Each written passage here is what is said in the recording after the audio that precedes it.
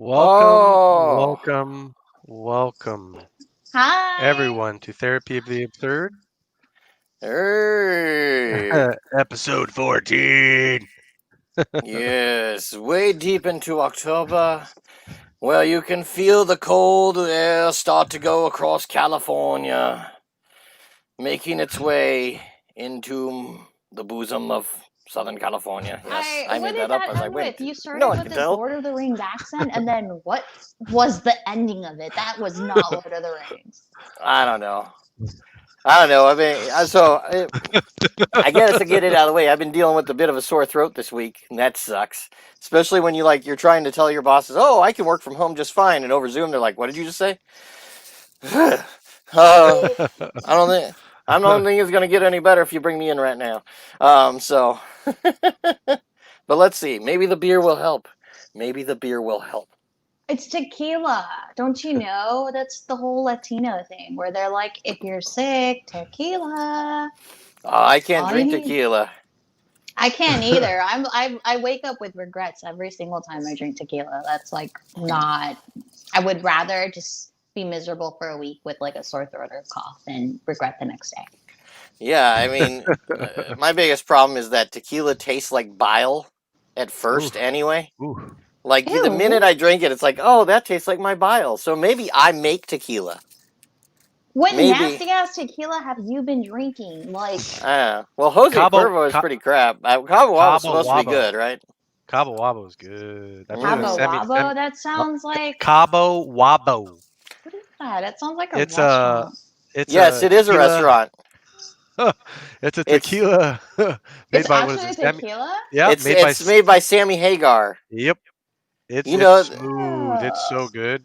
the He the second best singer of Van Halen.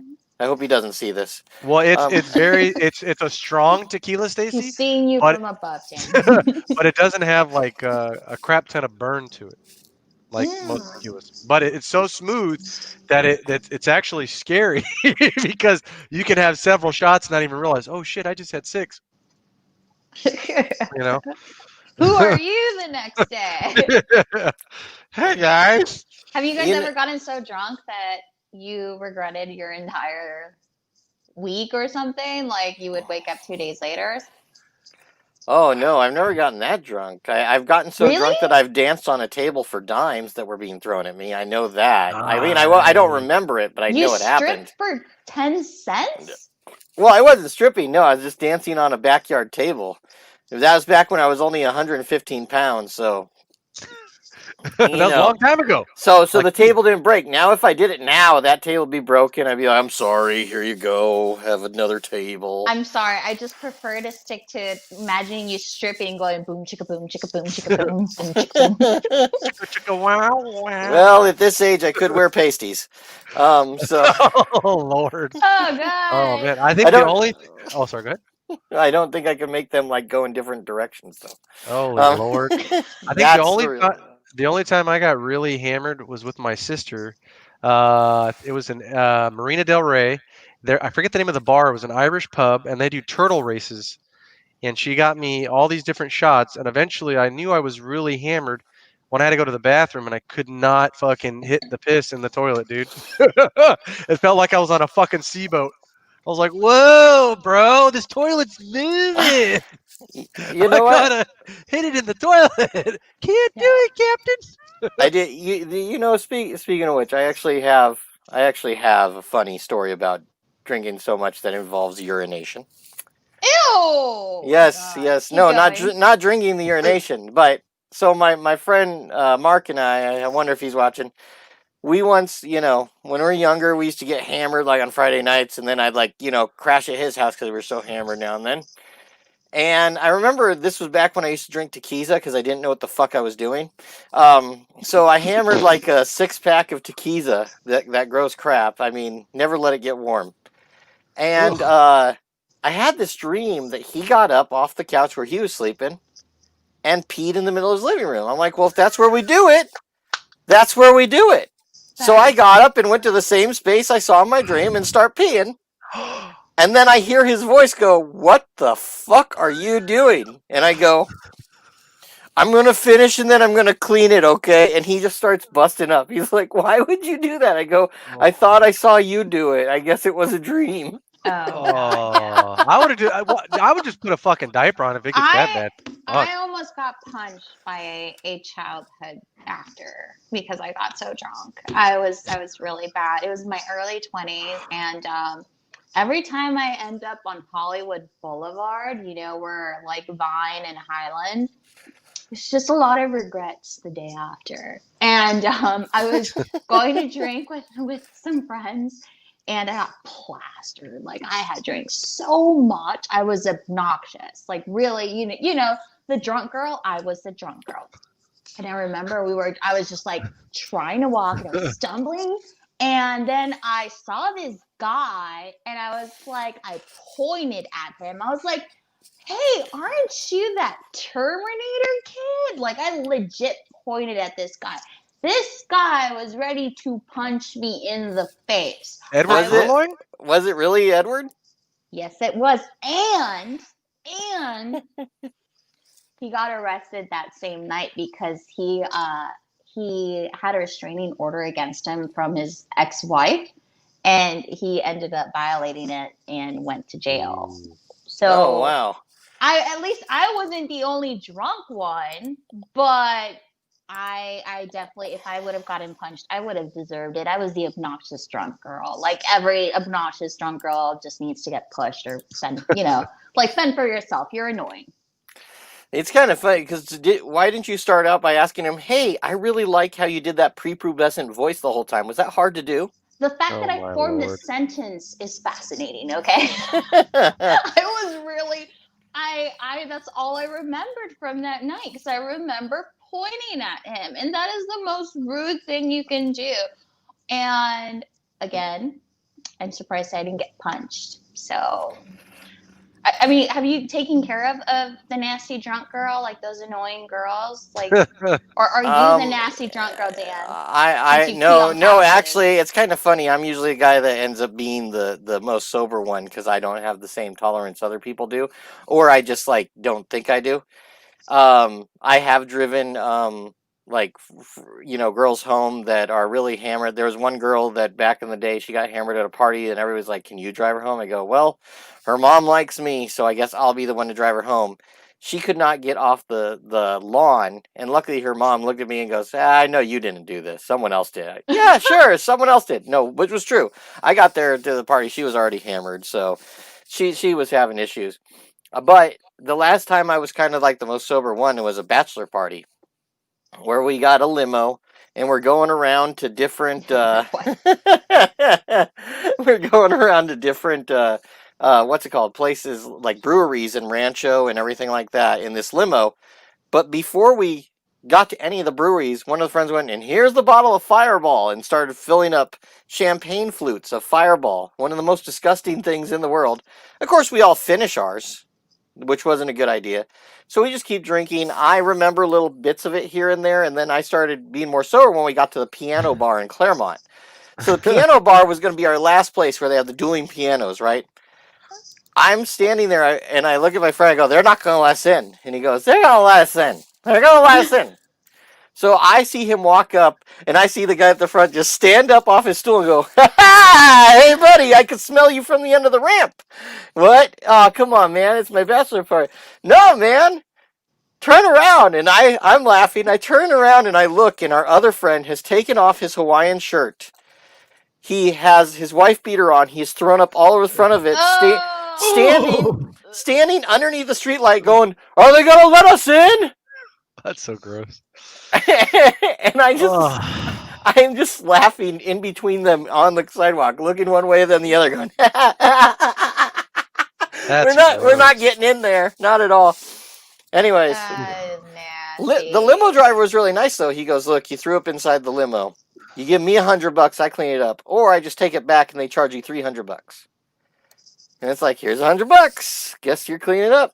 I think the guy at the bar when I played, there's a bar in Torrance called the Crest, and we played there several times. There's a friend of my brother's. His name is Roach, and he's at the show partying, and I think he got in a fight with this one dude, right?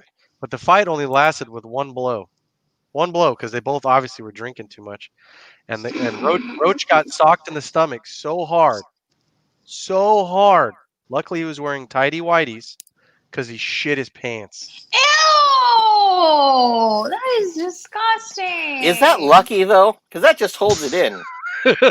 Like, wouldn't it be better just be wearing loose boxers and let it go to the floor? And how is that possible? Like, is there a button somewhere in the intestine? If you press it, well, there is that problem. You drink a little too much, and it does turn your poop into diarrhea. all right, for this some is of us, getting yes. disgusting. This Yeah. conversation is over. Oh, by the way, Ronnie, thank you so much. Please tell your wife thank you.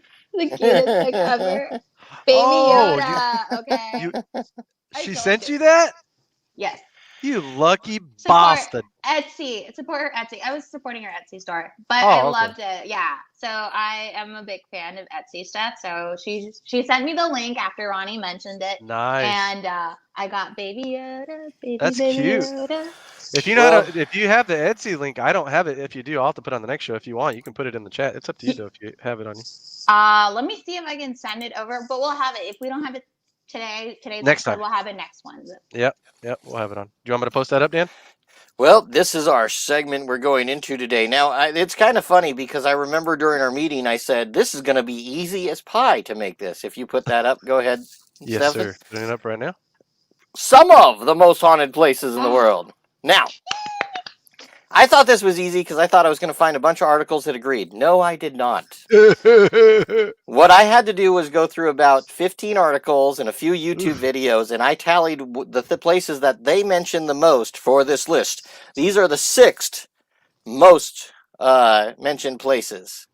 So, what do we think the first one is? And then maybe if we have time, I'll talk to you about some of the honorable mentions that showed up. Yeah. So first we have... I don't know. Bangor Fort in Rajasthan. I didn't say that right. It's in India. It's a fort in India, everyone. Rajasthan? Maybe. Yeah, possibly. Bangor Fort, Rajasthan, India. Yes. Hello, everybody. Okay. Oh, you know that. Hank Azaria, stop doing that. Anyway. I know, I was going to say the same thing. I'm like, we're getting in trouble to do that. Well, okay, so this is about 100 miles southwest of Delhi in the ruins of Bangor Fort, also known as Boot Bangla, the Fort of Ghosts. It has been deserted since around 1783 and was once inhabited by wealthy people, the Palwali Brahmins. I'm not saying that right. Anyways, there's 2 stories that explain the fate of this fort. There was once a curse from a holy man who forbade the height of buildings to be taller than his own, and when a building cast a shadow over his own house, he was said to have cursed the town. And apparently, if anyone attempts to build a roof for the fort nowadays, it will collapse. Okay? It's also believed to be cursed by a disgruntled sorcerer, because you know those guys are dicks, after he was rejected by a local princess. A minister named Salim Singh fell in love with the villager's daughter, and in order to marry her, threatened villagers with irrationally high taxes. To protect themselves and the girl from the evil minister, the villagers left the place overnight. Yeah, fuck this guy, we would rather move. But not without cursing it. It is believed that no one can dwell in peace as the evil aura lurks in the town till this date. Locals are beyond scared of the place, and to a point where they have a saying that translates to, if you enter this area, you will not return. So there are ghost sightings over the past 2 centuries here, and by law, you're not allowed to enter this place after sunset. Wow. Do you guys believe that there are areas that are haunted, just open land? Maybe. Well, you go first, Dan. I mean, they could just be putting the legends because this is where Bilderberg wants to have one of their ceremonies. Bilderberg. The frogs are turning gay. You're in that. I don't know. I mean, I don't know. I believe there could be bad energy or whatever, but as far as haunted, I don't know, man. I don't know.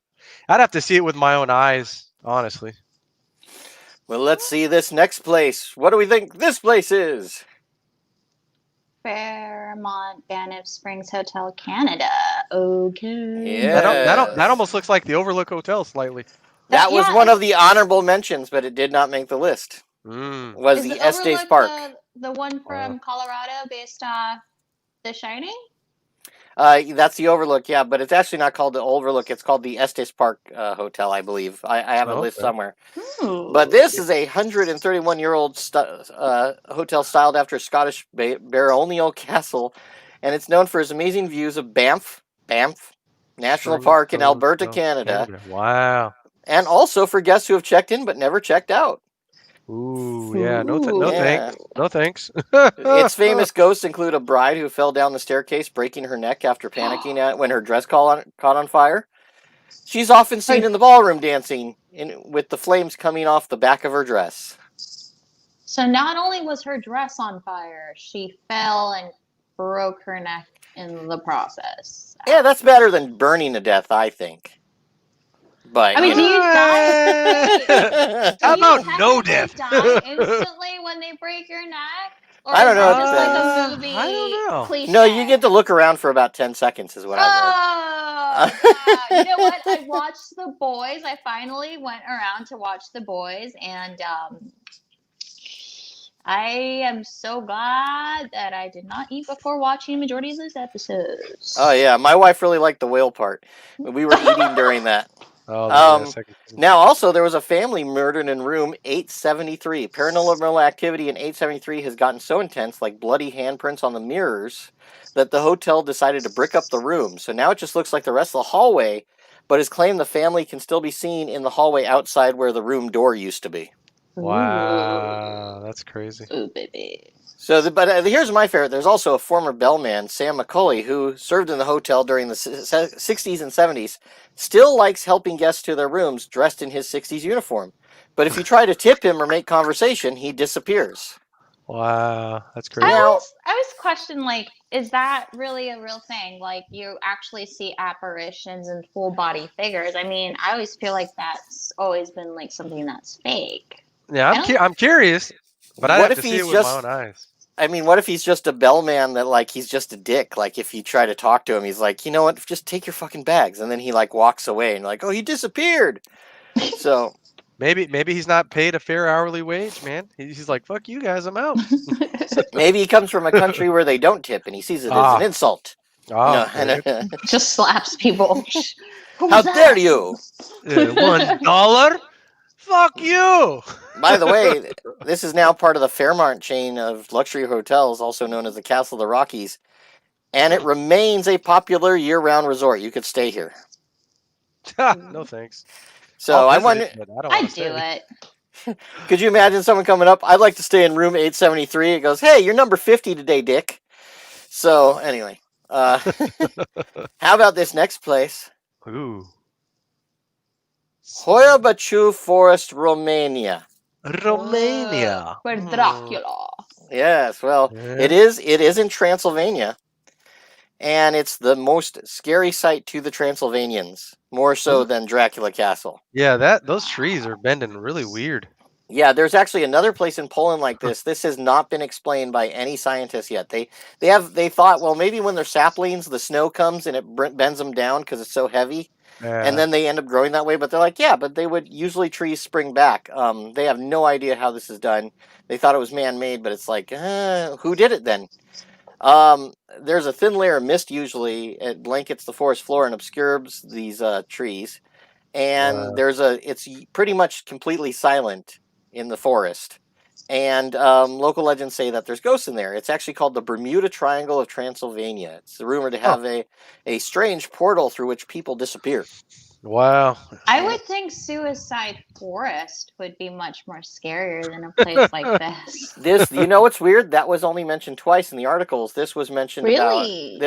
about 5 times in the articles that I went through. So that's the whole thing is like some of them, there was things like Alcatraz. I was like, I want to talk about that, but you know what? Not mentioned enough. I had to go through some sort of discipline here. I mean, the way that almost a majority of tourists that visit Suicide Forest encounter either a corpse or somebody in process of killing themselves is insane. I would think that would be one of the creepiest places, not because of also being haunted, but the fact that you're probably going to leave with some type of trauma after visiting. Like, Like, you want to come see a dead body? Come here. Or you want to see somebody kill themselves? Come here. Like, I would think Suicide Forest would be like on top. Like, I would definitely consider that place super haunted Well, and traumatic. I have heard of the Suicide Forest. You can also get in trouble on YouTube.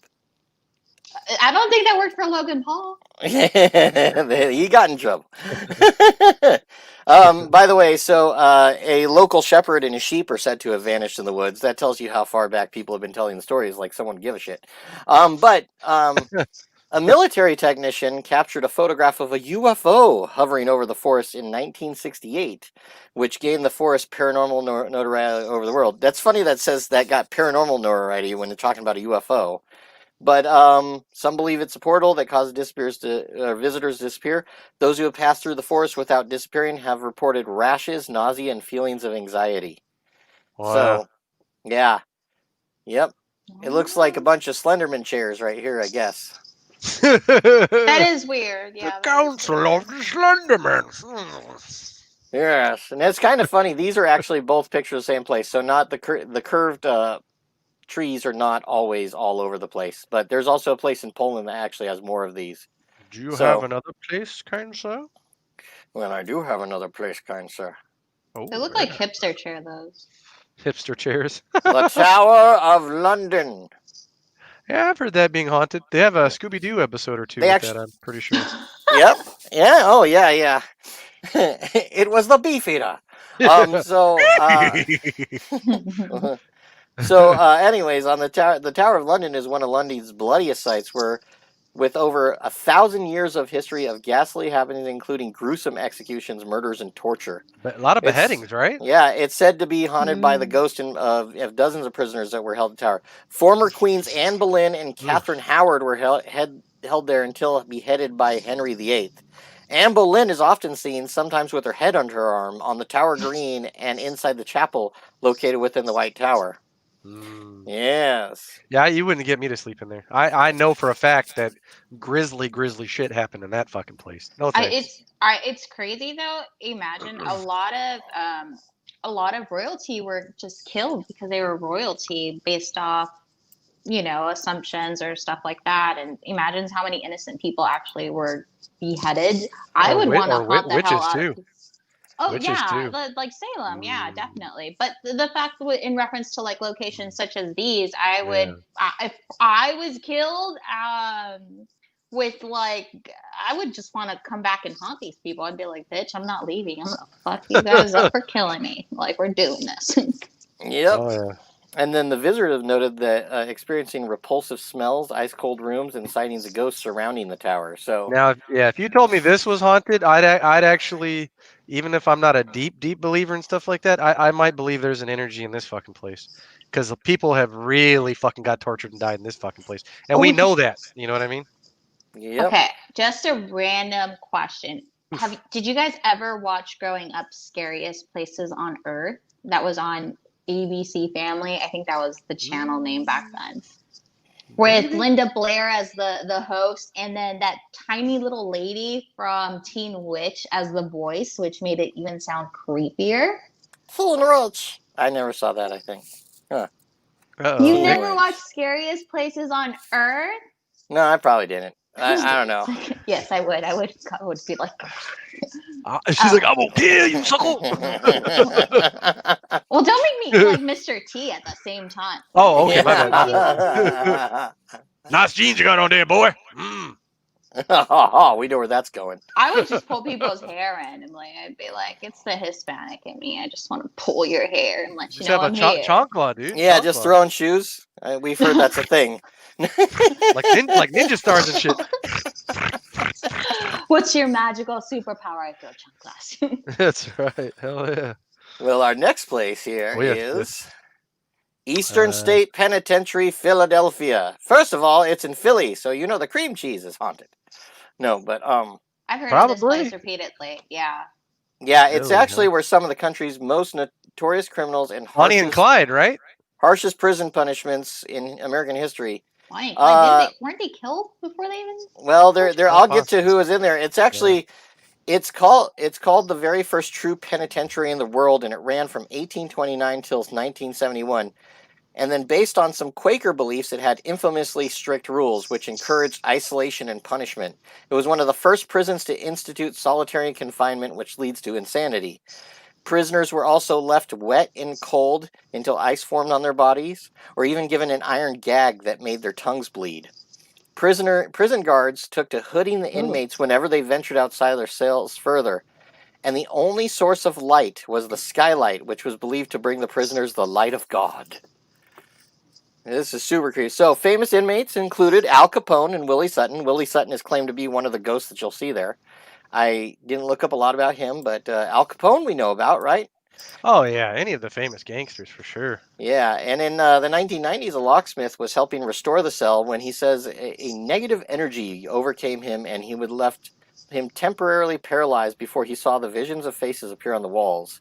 Wow. Since then, countless other true ghost stories, ghost stories have emerged from visitors who have reported seeing shadowy figures or the hearing of eerie giggles, whispers, disembodied laughter, pacing footsteps, and wails. Some of the ghosts spotted still wearing the sacks over their heads.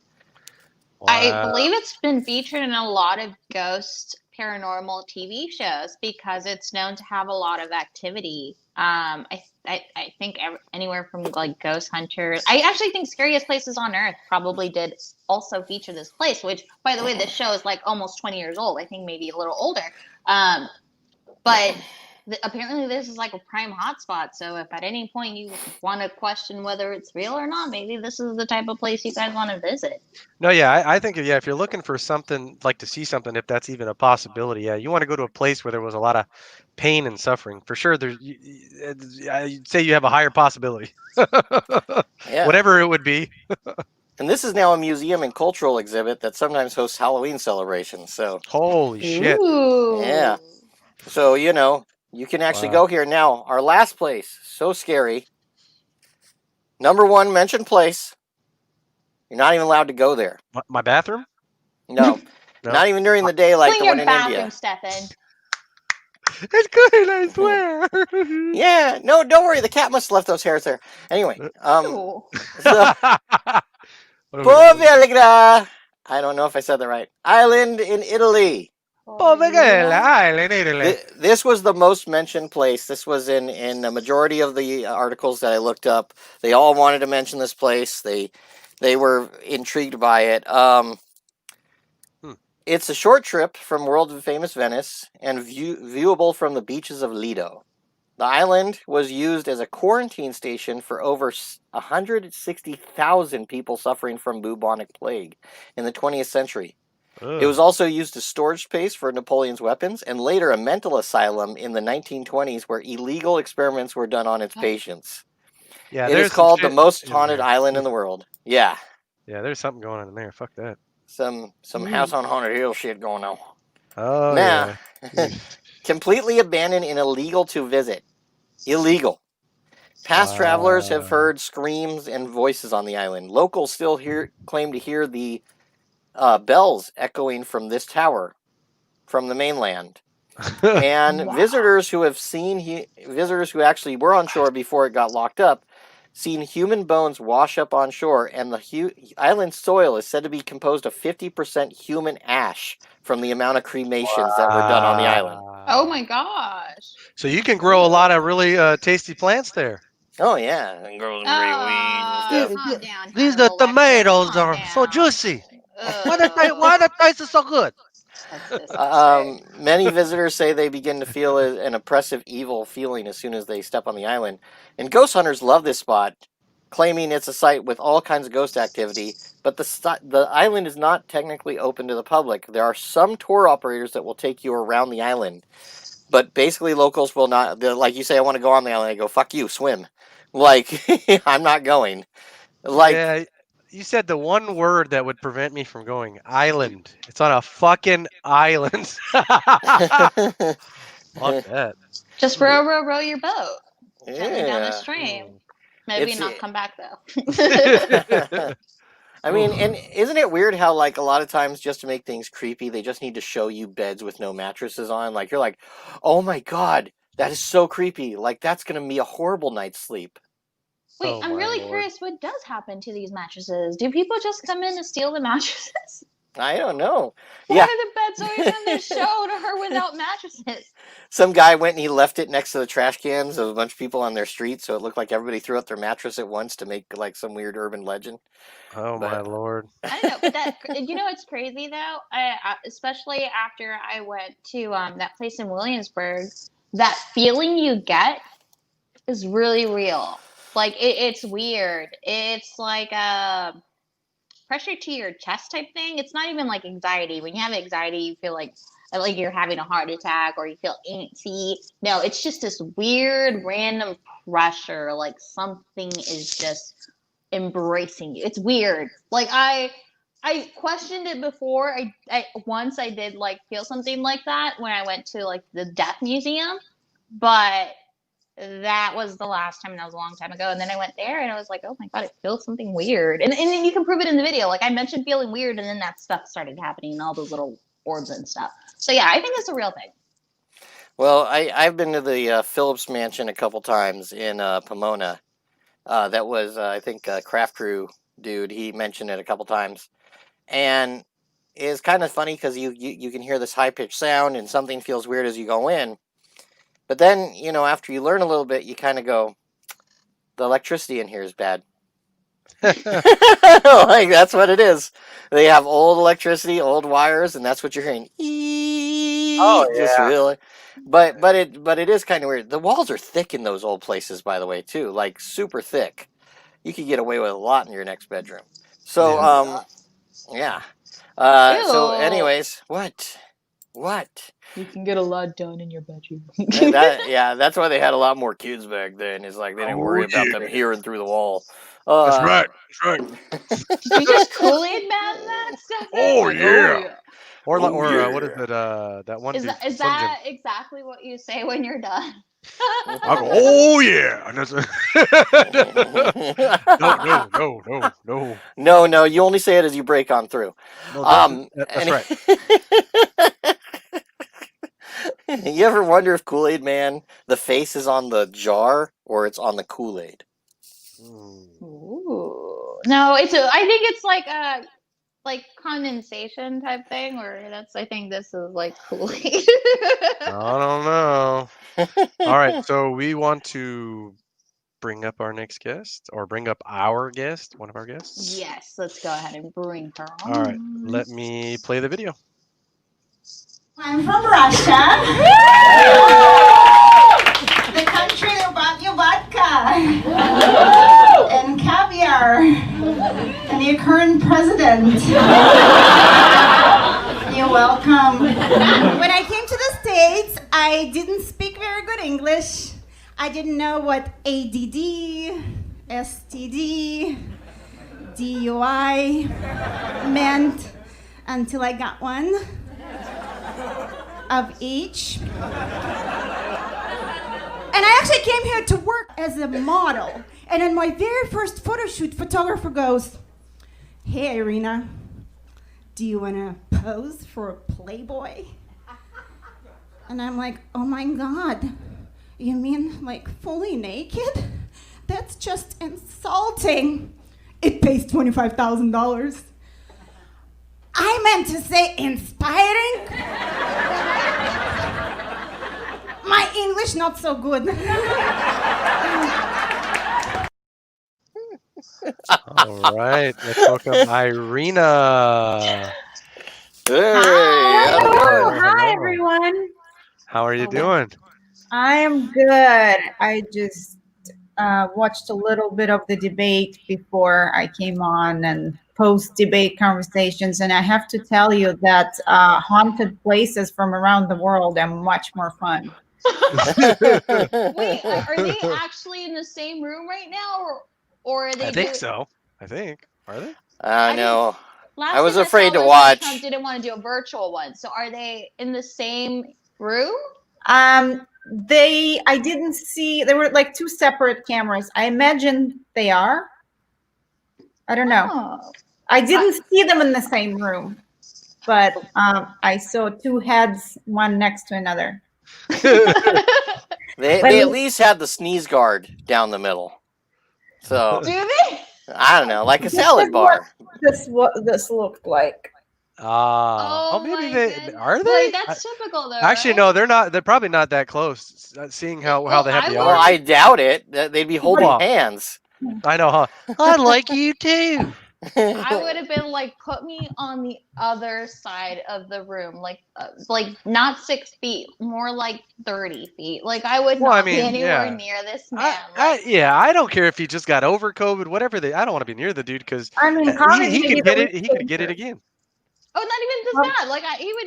He seems like he'd give me like freaking flu or something. Just anything. He doesn't care. It's flu herpes, season. herpes. Herpes. I think I would need to be really, really close in order to get herpes from somebody like that. No. Yeah, well, if Trump has herpes, I guess the thing that's helping him out is all those burgers at night. They keep him nice and healthy. So Nice and healthy. yeah, that's by the way, Hey, that's a cure for herpes. Is you just eat McDonald's every single night. If in case anyone wanted to know. Ah. Yeah. now we know. Hello, everyone who suffers from herpes. Donald Trump has a cure for you, and it's not bleach. No. But side effects might include sitting on the toilet at 4 a.m. and tweeting vigorously. Yeah, that's Why are right. you so angry? The McRib makes me angry at night. I don't know. I mean, if really hope. Did people actually drink bleach? I'm just curious. Like people have contemplated actually. Like if They this won't come voters back really. to tell us. They won't come back to tell us. I know. That's what I'm like. Well, I don't think they would have survived in order to do that. But this entire whole Well, thing has been a if they mess. do survive, and that's a big if, they will have the shortest intestines you ever seen if they Oh, can yeah. save them. You know. Yep. But now we get to go back to Irina. That's right. Yeah. Okay. I like have a very important question just because I feel like I have to ask this. Are they still doing Playboy parties at the Playboy Mansion?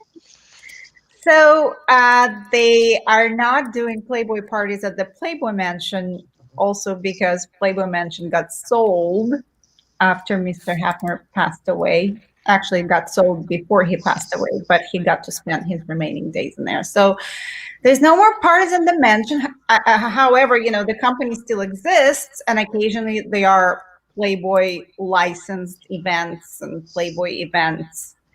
But I haven't really been working for them ever since I turned 40. So I won't. Aww. Like, okay, downside of living in LA.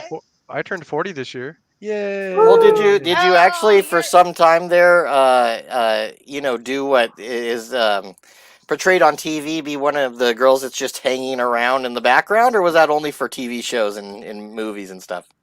Oh, I did that, but we actually had functions. So the girls that are hanging out in the background, they actually don't get paid.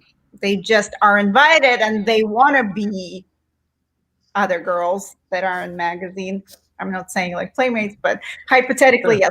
Actually, I usually work the parties where I would either be giving tours around the Playboy Mansion, where you actually have to know extensive history, and you can't drink, and you have to wear, high heels. Wait, you can't drink? Oh gosh, No, man! you can't drink at work. Or I would be a Playboy bunny, where I would be posing in my bunny costume, and for photo ops for guests. So, and to address your question, the weird part is that I feel like I haven't seen any craziness, because I would come to the party, I would do my job, or go home, or come as a guest, hang out, go home. And then I hear all the crazy stories, like what went on and where, and all the celebrities that were there. And I'm like, I don't know, haven't seen anyone, didn't see anything. So I feel like a dork. I would totally miss all the fun stuff. You're like, oh, I'm working while they're having fun. No. Well, there were some like good times at the Playboy Mansion. I am going to step right out for a brief moment. I am so sorry. I will come back with a surprise. Stefan is going to take it from here. No worries. She'll be right back. she barely made it through here. So the next thing she was going to ask is what got you into doing stand-up comedy? So I've been modeling ever since, I appeared in Playboy. I moved to United States and I modeled for a very long time. And somewhere down the line, I started acting where people would be like, oh, we need a Russian girl, or you can be a funny foreign girl who doesn't speak a word of English. So I started booking those roles and I started sort of like, being around the comedy world and seeing those amazing like improvisers and stand-up comedians, at work doing their best. And I always, I feel like I always had a lot to say as a person, but nobody really gave a shit about what I had to say. It was more like, oh, you stand over there and you look pretty. Like, Oh, that sucks. oh, what part am I playing? Oh, you're gonna stand over there, and say hello. Not only that, like I would have, very small roles, one-liners, or speaking Russian, or with a very thick Russian accent. So when I like open my mouth, people don't even like expect me to be able to speak. And I'm like, but this is not who I am. I want my fans to know who I am. And I felt like stand-up comedy was like a real opportunity to connect with my fans, as well as, tell the world who I really am and tell some stories and my opinions. I'm a very opinionated person. And I like, making opinionated jokes about Trump. Yeah. Oh yeah. Yes. So you did not help him come in. Okay, good. That's a good thing. By the way, with what you said, where you don't so much like being typecasted. So are you telling me that the female reboot of Rocky IV is out? I don't know. Okay. Oh my god. Hey man. Hey. I hope not. Sounds like a disaster. I'm just wondering who they get to play as Rocky at that one. I don't know. No. We're gonna bring Dana in the conversation. Drago, was it Rocky? Yeah, Drago, right? Hey, somebody in the comments that really likes Ivan Rocky, Drago. tell Ivan. Stefan was definitely going to know. No, I love those movies, bro. And then the '80s action stars, man. Come on. That's what I grew up on, dude. You gotta know that stuff. I guess I didn't understand it so much as a kid, the first one, because I'm like, Mom, what? But he lost. Hey man, like he lost the well, like this is the movie he lost. And they're like, yeah. That's one of those things where that not only is that movie inspiring because of what he had to go through just to get it made, because his life story itself, like some artists, is basically like if you can't make it happen for yourself and you're only waiting for other people to make it happen for you, it may not happen. Right. Exactly. Right? So I'm stand up to get discovered. That's right. That's right. Hoping that one day somebody will see my clip or my TikTok and be like, yeah, Rambo 4 is in the making. We have the female Drago. Hey man, you never know. You never know. Let's see here. By the way, hi. Hi, Brittany, how are you? And my apologies. The other thing ran way over. I had no idea. So thank you for being here with us. So happy to meet you. And I heard you did the Dow Comedy Dowathon. Were you on? Yes. Oh, yes. Yeah. Like I mean, we did. There was no way to know everybody. Like I was. Yeah. I think I did the 10 o'clock Sunday night. Like that was an amazing experience. Oh, I saw her perform. She did really good. I watched 7 hours of it that day, and then by the end of the night, I was like, right. I watched a little bit of a show before and after, but it's hard. It's hard, right? Like anything that goes over an hour or two, it's just right. It's tough. Oh, no, I agree with you. Like sitting on Zoom, I just kind of I know the feeling. I feel like my brain cells are dying, as the time goes on, because it's so hard. Like I have to check out the beard, I have to check out myself. Right. Well, what doesn't work for everybody, what works for me if you want to end a Zoom meeting is I just start taking off my shirt, and like that ends the Zoom meeting really quickly. So like, oh, leave, click. I tend to say the same thing for myself. Nobody usually wants to log off at that point. Oh man. Next thing, are you still doing acting or modeling other So than yes, stand-up comedy? I'm Oh, sweet. acting. I never stop. I also write. I'm Wow. modeling. It's kind of like, again, once I turned 40, model. Everybody's like, oh, you should like totally like post all the bikini pictures. But I'm like, guys, I have dignity. Like, I don't want children. I'm 42. Children half of my age comment horny comments on my Instagram post.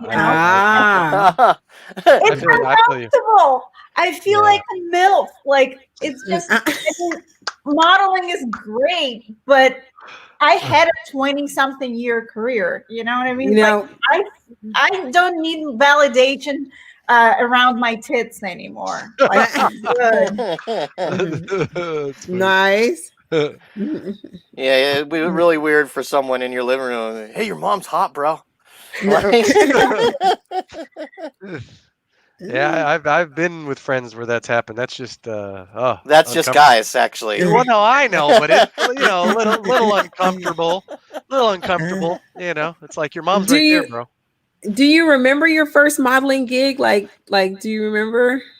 I do, actually. Wow. You can call it a modeling gig. I think I really wanted to model back in Russia when I was 18 years old. And I entered the very first competition beauty contest in my hometown. It was Miss Nizhny Novgorod, I think 1995. Okay. The first ever model, like Miss of the city ever. Wow. Okay, 1995. Take me back. Were we still Soviet Union, or were you guys? It was Russian Federation technically, but we still had Soviet Union passports till like 2000. Okay, got it. It wasn't possible for everyone to like switch them overnight. So anyways, I registered for the competition, and they also decided to start a modeling agency since they just signed up all these women. Right. And they're like, oh, there's this great modeling job we have for you. And I'm like, yes. They're like, it's going to be for a detergent. Yeah. And you're going to be like, you're wearing nothing and covering yourself with a sheet. And then it'll be like a detergent in front of you. And that was like my real shoot. And I did really well. And that was only like for my region, because I guess some monster got paid in detergent and didn't know how to freaking sell it to people without any advertisement. So I was advertising for the detergent, which was horrible, I think.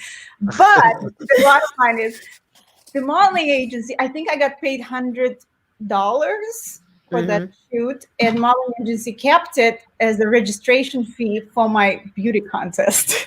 Oh wow! So they didn't pay you. I mean, ultimately, like, I made $0. We're going to reward you with another job. How's this? This time, you're also going to be naked, covering yourself with just a sheet. This is for SpaghettiOs. It's going to be for SpaghettiOs. Yeah. Oh boy. Lynn's son says hi. Hi, Lynn. What's up? Good to see you. Oh yes. Lynn's son, another one of the great comics that has been on our show before. Oh my God, I'm obsessed with her. Yes, second place in the Uncle Clyde's. What is it? The Uncle Clyde's comedy contest. Right. So she was number 2. She came up to very. You guys have. I apologize. I just heard something. Oh, you're good. Was that? I don't know if you guys. I know my neighbor, and I thought it was over. So my apologies. My neighbor, like, we're all on Zoom, right? So my neighbor's she had this gig today where she was like DJing all day. And she told us that there would be a couple of times where she would have to like turn up the music super loud. And but I thought it was like, she didn't warn me. Like, I thought by now, like, based on the time she gave. Anyway, so I apologize, you guys. But yes, Lynn won second place in the Uncle Clyde's comedy contest. So very excited. Just a big shout out to one of our listeners. We're happy, obviously we're happy to have you in such a great community of comedians here tonight. Everybody go follow Lynn. She's hilarious. And she also has a talk show, I think, or something. Yes, like she has 2, I think, at this point. Late night mom show, and And she's got another one. Type in the Lynn, if you're in there, type in the name of the second one so that we. Oh yeah, and find her on YouTube. She's on YouTube, Late Night Mom Show. Yes. Can't miss it. Let's see here. Who comic wise, who's like a few of the comics that actually have influenced you as well? I'm very curious. It's so interesting. You know, like how like people of color would watch movies from the 80s and never see themselves. And Yes. they couldn't really identify with like anyone or anything. I mean, it's a bad example maybe, but this is how I feel about comedy a little bit, because you know, comedy was also like white male dominated for so long. Yeah.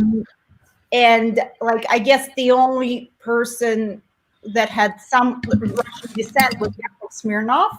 Oh yeah. Oh yeah. And he's probably like the only one who kind of like you know, he really became like an all-American sweetheart. A lot of people love him. He's so funny and he's so kind. And yeah, if one day I could open for him, that would be a dream come true. And So, now he does. And now he does videos for PragerU. he does. Yeah, he's part of the cult, unfortunately. Yeah. You know, I could kind of sense something in his in one of his videos. There was a lot of philosophical things. Yeah, Maybe a little bit, you know, too far-fetched. But hey, he's still my hero. Come on, coming from another country and making it as a stand-up comedian headliner in America. I think this is huge. Oh yeah. I have to ask. Well, Nick was just asking real quick, just in case you have one. I don't think we're going to assume you have one, but Irina, what's your favorite vodka? So, okay, in Russia, like I can bring my vodka cabinet here and show you all vodka. When you walk in a liquor store in Russia, you'll see hundreds and hundreds of vodka brands. Wow. And if you start seeing the ones that are too familiar, it means they're started getting mass produced and they're no longer good. So the only ones that are good are the ones that are made in small batches locally, and they don't really go to other regions. So every time somebody like comes to visit me here, they bring their vodka and it's never the same one. Or you know, maybe there's like a new brand that just got started and that's what everybody's drinking. Like there's so many. Like this is, you can't just say there's one vodka, just like you can't say like what's the best tequila in Mexico. And then you go to Mexico and there's even more tequilas than what we have here, and they're all amazing and they're all, you know, art and stuff. Okay. I gotta ask a question. I know it's like not about comedy or modeling. I'm sure you see this chessboard in the back behind me. Yeah. Yes. Do you play? Yes. Yes, I did. So here's the thing. Like I gotta tell you. Like, say that again. I'm sorry, I missed it. What'd you say? Yes. And yes, yeah. And so here's so funny you say that. Like, so when I talk to people about chess, they're always asking me like, well, what's the youngest? I said, well, in America, the youngest I've taught is 4. Typically we're at 5. I said, but here's the thing, you guys, in Russia, they're teaching them out the womb. I said, and I have looked on YouTube and I saw what had to be, I don't know if that baby was 2. That baby was castling and hitting a clock. And I was like, so you can never convince me that anybody is too young to learn to play. I was like, that's only in this. I said, because they're playing in Russia. And I'm like, you know, as far as I know, they didn't get better brains than we got over here. So we could do it if we wanted to. So I was just curious because, like, you know, I'm into the Polgar sisters just a little bit. And, you know, totally much respect to Susan. I've got her book. I've never met them, you know, but just, and I tell people I teach because there's so much to learn in the game. I'm an okay player, but I'm a great teacher because I think that the game just can teach you everything in the whole world. I really believe that. So I was just curious because I would love to, like, I don't know. I would love to play you. I doubt you probably whoop me in a minute, but I would love to play you. I would love to play you. I haven't played in a very long time, but I would say we should totally do another broadcast where we just play chess and see what happens. Yes. But Yeah. yeah, I may need like a rehearsal match before that, just to. But like once you learn chess, you can never forget it. That's what I tell people. It rewires your brain, and I already know you probably have the most awesome rewired brain. I'm telling you, we sit down. It's going to take nothing for you to get in stride and flip the whole thing on me, and there I am crying tears while you're Well, yelling checkmate. What's so funny is I think as long as I remember myself, I was playing chess because I was brought up by my grandparents primarily. And I mean, we didn't even have a rotary phone. I learned how to read by, the titles of the newspapers. The first word I read was probably Pravda, which is like the biggest like Russian communist newspaper called The Truth. Ah. Right. That's a democracy. We had The Truth. Oh, well, we have that here too. Just look on Facebook enough, and there's so many people going truth to so many things people post. No, we Truth. say you say Fox. No. Right. Yeah, the only fair and balanced place. But that's so amazing. I can't wait, Irina. I'm looking forward. I think it's going to be totally fun. And I like it's so like I'm looking forward. I've taught like special needs, and even in that classroom when I've taught like special needs, obviously I can't teach them to play a whole game, but like I had a kid once who could name the squares, and all the teachers were like, we can't get him to say his alphabet, but when you come in here, he can understand like A1. And he'll see. I managed to teach him the names of the squares, but they're like, you don't understand. When you're not here, we struggle with him and the alphabet, and we struggle with him and the numbers. But there's something about what you do. So I just know. I feel like everybody. I just think there's something everybody can do there. Man. And just went. It's so cool that you teach it because I think it's so important for development to learn strategy. And I think kids don't really do much of it. I mean, maybe some children still play some kind of board games, but it's not very common. Everyone's on their devices. Right. And this game's been around, I don't know, thousands of years. Game of chess, right? And you never get tired of it. You never forget how to play it. It's always entertaining. I mean, I think it's great. Let's do this. Let's do this. When I was younger, we used to do Tetris, which was also originally made famous in Russia, right? Tetris. It was a Russian game. She's like, no. Cool. The guy. I think the guy did come from there, but I don't know. Well, if maybe he made it. I don't know if he made it there though. Okay. He could have made it here, but again, it's like in Russia we didn't have computers growing up. Like I'm one of those people who grew up and went to school in analog everything, rotary phones, and then I became an adult in the digital world. So So it was created by a Russian software engineer in '84, but I'm sure. 84, he's probably here. So in '84, we only had The Truth newspaper.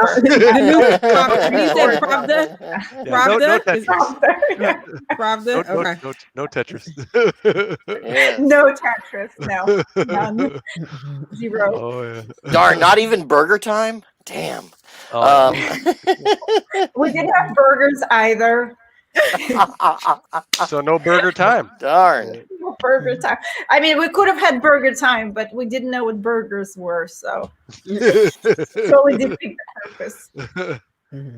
Did you want to put up the segment? Well, in just saying, I do have one more question though. Oh, okay. Okay. You mentioned you didn't have burgers. What? Because since I don't know this, would be a regular meal, like not a regular, but I'm saying a frequent meal you would have in Russia that maybe we don't know about? Oh, that's a really good question. I love the questions today, you guys. You guys are so fun. Still like out of the box thinking, not like every normal podcast I go on. So in Russia, both parents usually worked, mother and father, and kids had to come back from school and make themselves food. And I actually have jokes about it, because I was independent since like the age of 6, I had my key to open the door, to warm up my soup. So the parents would make a big pot of soup or borscht for the whole week. Oh. and that's what you eat because it's there. You warm it up, and you don't have to think about it. And that's what most families did, and maybe potatoes. Yeah. So it's like a stew kind of soup. Yeah, meat, chicken based. Usually, she and borscht. Borscht is the beet soup, Oh, and okay. she is the same thing without the beet. Okay. Oh. Yeah. And then the potato. So not French fries, just potato. Potato. We didn't really know what French fries were until late '90s when McDonald's came. And that's when it all went downhill. Down, right. Yeah, when and then Russian people had to stand like for hours just to get like a burger and fries, and then they're like, "Ew, that's potatoes," Same potatoes. Well, what we're gonna do now is we're gonna bring up our next thing. We usually do this every week. Now we're gonna be doing it every other week or certain weeks. Here is our idiot of the week. And Irina, you wanted to stay around for this? I may have to bail only because I can get really mad after watching the debates, and I have so much opinion that I don't think the internet can handle right now. Darn, that'd bring our ratings up. But you guys, I'm just mad at the world, and I just hope everybody votes and we have a new president next year. Mhm. And this whole situation of you idiot, I'm not gonna reveal who that Yes. is. Yes, So we don't want Idiocracy to be the end movie for America, right? I just realized I got so mad that I can't even compose my words right now. Okay. But I love you guys, and thank you so Oh, yeah. much for having me. Eh? And Okay. trust match in the future. Yes, I'm gonna hit you on like Instagram, and we're gonna figure out a way to make that like happen as soon as we're available. Because I want to play you at a board. I don't want to just play online. I want to get a board if that's okay But with we you. can have boards. We can have like even. Oh, if we that's have true. this kind of setup. Like I can just make your move. Your moves, right. Yeah. And that's what I tell my Make students. my moves. Yes. All right. So we're gonna figure that out, Irina. I'm down. Russia versus America. Yes. Yeah. Thank you guys so much. Thank you. Bye. Hey, Bye. see ya. Bye. All right, we're gonna bring this article up now. Okay. Did you need to step out really quick? I do. Just for a Okay. second. Okay, you're good. You're good. If everybody's wondering what's going on, we don't know. So today is a weird day. That's okay. Fact check. Did Barrett, this Amy Coney, whatever her name is, Barrett, Amy Coney Barrett, like the island, rule that calling a black employee the N-word does not create a hostile work environment? Now, this was actually, PolitiFact said it was half true.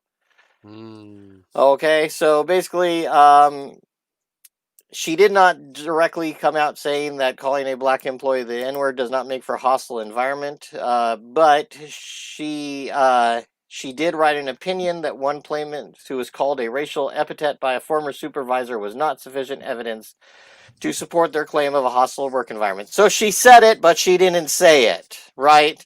Right. So how idiotic is that? Really? Come on. And here's the thing. I also, not only is it, I think, idiotic on her part, like just crazy, but I think even anyone who's saying that we have to fact check that she didn't say that the N-word is on okay, I think they're idiotic too. I think the fact that someone had to question this being the ruling by saying it's kind of a half truth, that's idiotic too. So I think she's the idiot of the week, and I think they are the media idiot of the week. That's just me. Because I think she didn't exactly say it. Right. Well, She didn't exactly say it. That's like I think I peed, but maybe not. Maybe not. Yeah, and maybe it wasn't. I did pee. not say. It was yellow, but it wasn't pee. It was lemonade. It was. That's Right. what it was. I did not say that I pissed on your house. I said that I urinated on your walls. Stop misquoting me. Right. Oh yeah, I that's just crazy, dude. She's just racist, dude. Let's just be straightforward with it.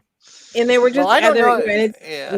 yeah. So what were you gonna say, Dan? You don't know what? Well, I don't know if like if she's I wonder if she's one of those people that doesn't know she's racist. Like one of those ones that like says things and Mhm. goes, I'm not a racist, but have you ever noticed their food smells really bad?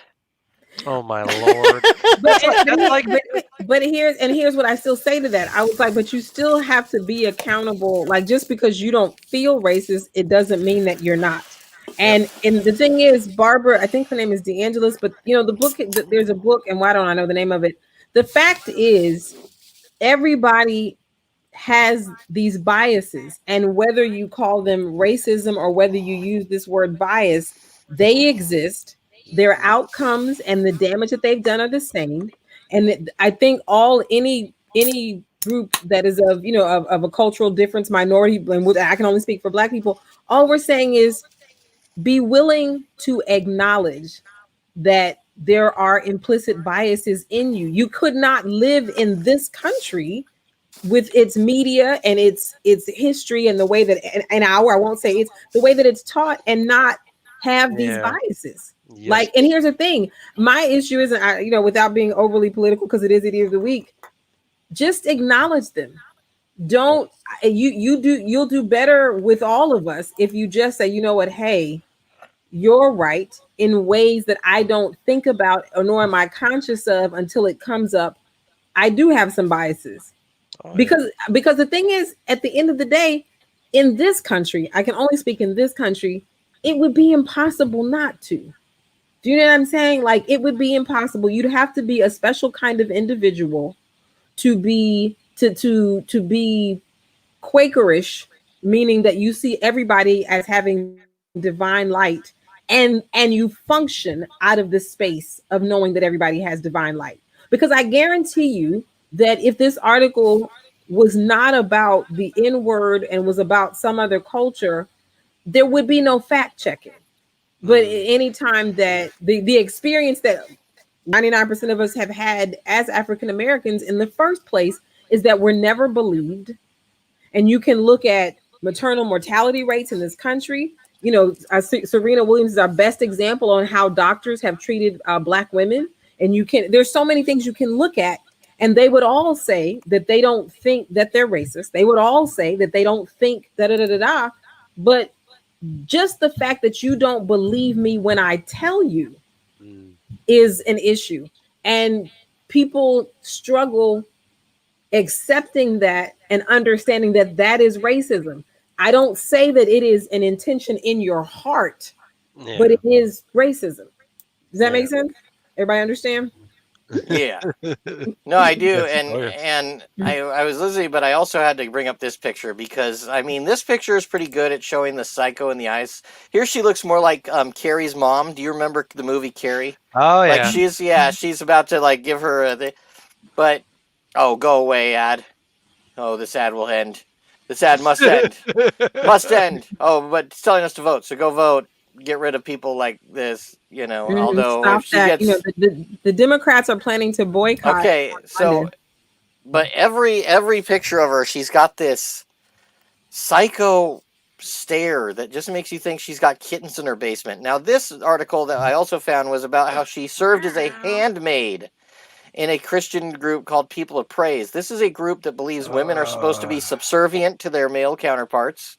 This is a group that is Oh. extremely like literalist, I guess, biblical literalists, and it, unfortunately, here's the thing. It's not that someone would be religious. I'm going to get rid of that article.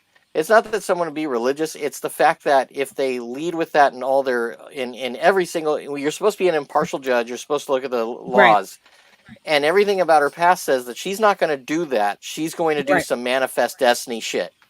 right. Oh, I'm, okay. I hear what you're saying. She's not going to lead with rational thought and not going to look at use her life experience. Instead, she's going to use something else to make decisions for her, right? Like rolling Right. dice. It's like, yeah, it doesn't Doesn't make any sense. Yeah, it's crazy. It's a tough one. Idiot of the week for sure. And like I said, I indict the outlet that would, that would say that's half true. Like, the only reason that I guess they were trying to call it a half truth is because no one can actually write down that it was this word. So it's the idea Yeah. that you can't prove there's nothing that is explicit. There's the word that says that explicitly this is what was said, but everything around the story indicates, you know, Yeah. that's the Oh word. yeah. Oh yeah. All parties need to, regardless of what party, politically need to get out and And vote. vote and need to really try to protest this judge in any way. Not because she's a woman, but because she's just certainly not the right person for the She's not job. fit. Much like Brett Kavanaugh, we're stuck with one. We're stuck with Brett Kavanaugh. You know what I'm saying? Until they either and he was just the fool's fool, and they just, and I couldn't understand that one either. But the Democrats are I planning do. I do. yes. Well, I do sympathize with him on one thing. I like beer. Oh, Brett Kavanaugh. Yeah, I like beer too. It's kind of interesting that that's like his number one quote was "I like beer." It's Yeah, not his name is the his name is spit in my mouth, like total spit. Um, just I wouldn't even, just on the women piece, not even anything else. I don't, I just but yeah, they're all classified as idiot of the week, and but there is, like I said, the Democrats are planning a boycott on Monday. And prayerfully that will, get us by us. I'm trusting that the tactics will buy us some time. The other thing is, if they can do that, and that's why I tell people always, let's work in the affirmative, because if we can flip Georgia blue, which looks like it could happen, and I'm on the Yeah. front line of giving to the senator's campaign who can flip it, we have a chance to stop this. And I just think it's like surgery. You have to handle it carefully. And so I'm Yes. totally, this is the part where I feel like I don't want to go too serious on everybody, because this is maybe another podcast that I have to do. But I think that, how we speak about these things actually matters. Oh yeah. Oh, You yeah, know, and and especially for the public at large that maybe won't look up the background of her and what she's done, or right. things like And that. it won't We be have enough. It won't be enough. And there are things that just don't, yeah. like, because to an unfortunate number of people, that she ruled this way doesn't matter. There was another ruling that was extremely horrific and dark about the young woman in a prison and being impregnated by a guard. And Oh that, yeah, yeah. yeah, like that, like the things that clearly she has. And again, Brett Kavanaugh had a different type of negativity and darkness attached to him. But as someone who has served, I love it. Dumpster fire inside of a dumpster truck. Yes, Irina. That's it. That's it. That's it. Like, and I feel bad. And exactly why Irina didn't want to stay is why, like, and I'm still talking like this is because this is why it's all so hard. Like, I just feel like she's been serving since 2017 on the lower circuit court of appeals. Yeah. I think if there was anything that we had known to do at that time, we should have been as aggressive to stop that confirmation. You know what I'm saying? Because that would not then have put her on this path. Like, again, another podcast another day. People don't get. Irina and I were just talking about chess. Everything that is done by that party, and I'll give them that credit. They play chess. They don't play checkers. They understand. They understood that putting her on that circuit court of appeals in 2017 would give her this opportunity. It may not have come if RBG hadn't passed. It may not have come this soon. But they knew what they were doing when they confirmed she was his first confirmation to that lower court when he got in office. Do you know what I'm saying? So none of this is an accident, not at all. And then Mitch McConnell and he spent the summer continuing to reach out to retiring judges to fill their seats with more like her. Yeah, he's one guy that if he just didn't wake up tomorrow, I'd be okay. I was gonna say I try to be very careful, because if there was any place I had a very dark and petty heart, it would definitely be Mitch McConnell. Oh yeah, no, he cock blocks everything, man. Dumpster fire in a dumpster truck. Somebody, that's somebody who Irina again. Hey there, Stacey. Hi, I'm so sorry. if you guys want positivity now, Somebody he got needs a a name, okay? So if anybody wants to help me name him, it'd be great. And then we'll go into the reason why I had to step out in the middle of the show for him, okay? What you can call him El Pastor. Like tacos? That's my favorite I don't know. tacos, Why damn would I it. want to call my dog El Taco? Pastor. Oh, call him Fluffer. Fluffer? Fluffer. I don't Okay. know. I mean, as he becomes Well, once you older know what a dog, fluffer, it's just gonna be once weird. you know what a like, fluffer is, you don't want to call him a fluffer. That's why he's what is it, smiling. like a sex term? What is that? It's for adult stuff. It's Yeah. someone on the set that doesn't actually get on camera, but is very busy in the process. Oh, that's right. What you call him? What you call him? A female comic that I was on a thing with. Beautiful, Doug. She's very beautiful. Talked about a fluffer. She was on a film that was at Cannes, and that it was with a guy who was a porn star of that era, and that a fluffer. That's where I've heard that before. I had to come out and. So yeah, so we don't want to call the baby that. No, I definitely don't. If it's associated to porn, I definitely do not. Well, first of all, I love that I got a conversation from a puppy to go to that. That's I'm putting that on the wall. You guys are disgusting. We do have some people who have names in the audience. Like in the chat. We got Brutus. Oh, I like that. We got Brutus. We got Nacho. Oh. We have Anthony with peanut butter. Yeah, no. I mean, it's cute. Oh, he's a puppy, but then I can't imagine going peanut butter, like peanut butter jelly time. Better get your peanut ass over here, peanut butter. I was told that you give dogs, and I've never had a dog. I hear that you give them 2-syllable names so that when you're training, it's important. So Nacho and Brutus, these are great Nacho names. Libre. I mean, that would make sense. I would think so. I mean, I have a husky that I share with my ex. And she was a breeze to train. Her name is Sammy. So that was easy. Say that again. Her name, the husky that I have is Sammy, and she was she was a breeze to train. I had no problem. She understood commands, or when we'd call her. I had a Chihuahua who unfortunately is no longer here. Right. Her name was Mia. She was so dumb. I loved her so much, but she was so dumb. My suggestion for a name maybe it's true. Suggestion for a name is Sandy. That's because it's Sandy. Is that a boy or a girl dog? It's a boy. Well, to me, you could do either. But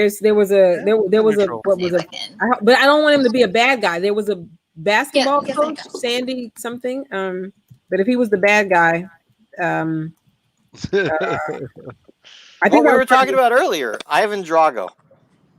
Ivan. I'm not gonna give him a bad guy name. Okay, so this is what I did. I'm horrible. So when I was moving into my apartment, they asked if I had an emotional support dog or a service dog, and I was like, yeah, I have an emotional support dog. And they're like, okay, we're not going to ask you anything. We just want to know his name. And I was like, okay. And so I put on the paperwork Maverick, but it was for a non-existing dog that I didn't know I was going to have yet. And technically, his first paperwork is under Maverick, but I never actually decided if I was going to keep it. Well, Lawrence is how old is he? He is almost 3 months. Okay. He's an Australian Shepherd. Well, I think this is the perfect way to segue into our next guest, who might give you a name during her act. We have a great comedian with us tonight. She's actually going to do a stand-up set for us. Please, everybody, welcome Susan Ware. Hello, welcome, Susan. Hey, let's go ahead and spotlight Susan's Susan.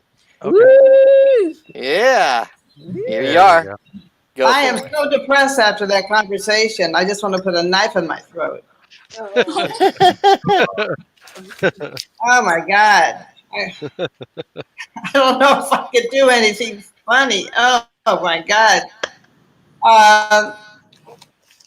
Okay, I'll try and do my 5 minutes. I'm timing myself, so I've got it.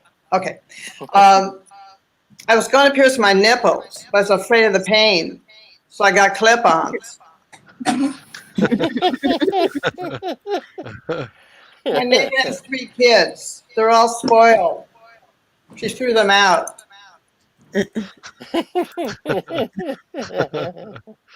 We were so poor that we ate dough for breakfast, and then we went out in the sun.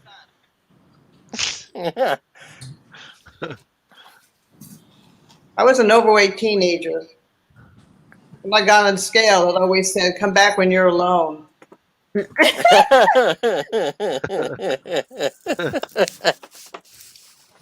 I'm not saying my uncle's second wife is unattractive, but if you put a bra on her, she bucks. I think my neighbor changed his mind about jumping off the building because halfway down I heard him say, "I changed my mind." Jeez. I can't give birth.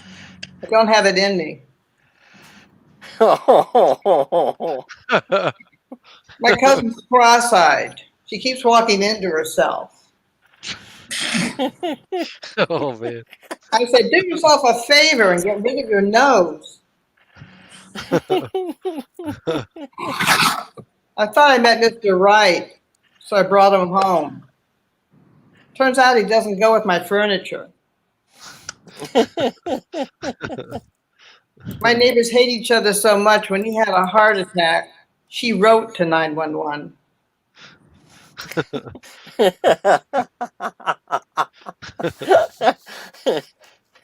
I'm the worst kind of Catholic. I'm an atheist. I went on a dating site for people my age. All the men were dead. All right, hold on. Do my time here. I had my first limousine ride. I asked the driver to go faster. He said he couldn't because we were behind the hearse. I told my therapist I was really depressed. He said sometimes life isn't for everyone.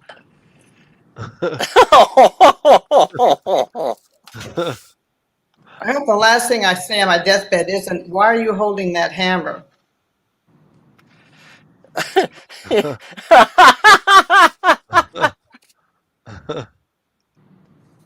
A guy came up to me and said 5 little words that women rarely hear: your money or your life.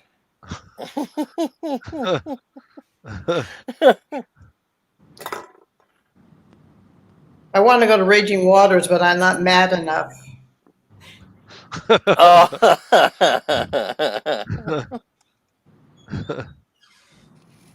The best sex I had was when I was in my 20s. I remember one night I had faked 3 orgasms. I know. It's hard. I watched the game show, The Period. The Period.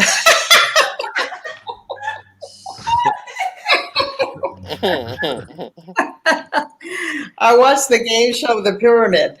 They had a guy on from Egypt. He won. Duh.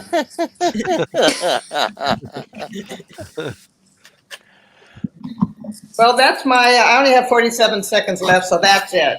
That's all I. Bye. Okay, welcome back. Very good, thank you. I'm sorry. Very nice. So to say again, you period or pyramid? Well, I said period, but it should have been pyramid. The game show, The Pyramid. You ever see that? Oh yeah. I used the $20,000 pyramid with what Dick Clark used to host. Yeah, that one. Yes.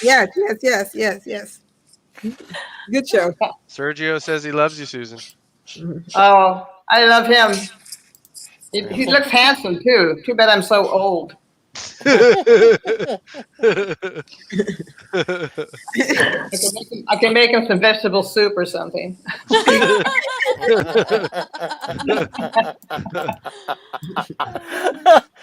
Oh man! So after hearing some of your beautiful dark one-liners, which I love those, by the way. Oh, yeah. You know, it's like I can't tell some of those, they won't believe it yet. I'll give myself a little while, but What brought you into comedy, Susan? What made you want to go and do these jokes in front of people? I have always wanted to be a comedian since I was like a